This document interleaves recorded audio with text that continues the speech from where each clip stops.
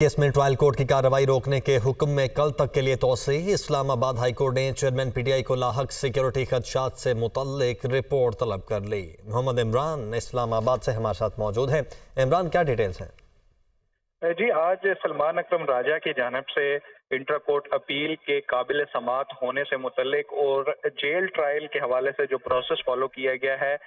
उसमें जितने भी नोटिफिकेशंस हुए हैं उस पर अपना जवाब अदालत के सामने रखा गया और सलमान अकरम राजा की जानिब से ये इस्तदा की गई कि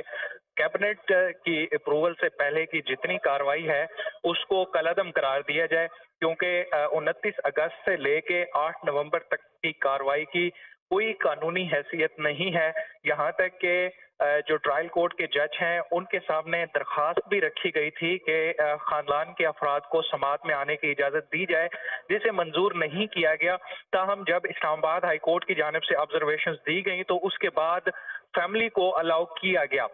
इस हवाले से मुतअद्दिद अदालती फैसलों का भी हवाला दिया सलमान अकरम राजा ने, और उन्होंने कहा कि पब्लिक के एक्सक्लूजन और बगैर मीडिया और खानदान के अफराद के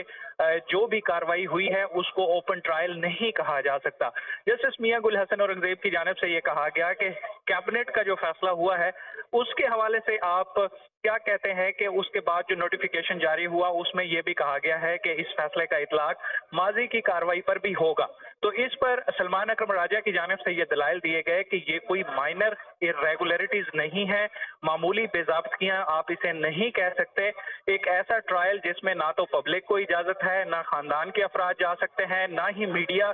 वहां पर मौजूद है, तो इसको आप कैसे एक मामूली बेज़ाब्तगी करार देकर इग्नोर कर सकते हैं। और सलमान अकरम राजा की जानिब से ये इस्तदा की गई कि जितना भी ये ट्रायल हुआ है 8 नवंबर से पहले का, इसको कलअदम करार दिया जाए और जो कैबिनेट का फैसला भी हुआ है उसको भी इस तनाजुर में देखा जाना चाहिए कि जितनी भी इरेगुलरिटीज या गलतियां कानूनी हुई थी प्रोसिक्यूशन की जानिब से उनको सुधारने की कोशिश की गई है। अब अदालत ने कल एडिशनल अटॉर्नी जनरल से चेयरमैन पीटीआई की सिक्योरिटी को लाहक खतरात से मुतल्लिक रिपोर्ट तलब की है और साथ ही साथ नोटिफिकेशंस जो जारी हुए हैं जेल ट्रायल से मुतल्लिक उसका रिकॉर्ड भी एक मरतबा फिर से तलब कर लिया गया है। और समाअत के दौरान एक इंटरेस्टिंग मोमेंट सामने आया जब रजिस्ट्रार इस्लामाबाद हाई कोर्ट को अदालत की जानिब से तलब किया गया और उनके सामने दो सवालात रखे गए कि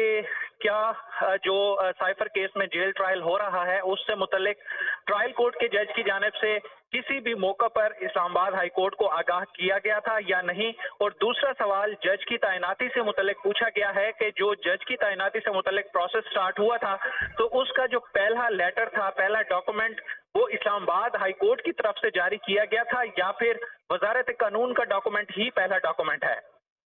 ठीक है मोहम्मद इमरान, बहुत शुक्रिया आपका।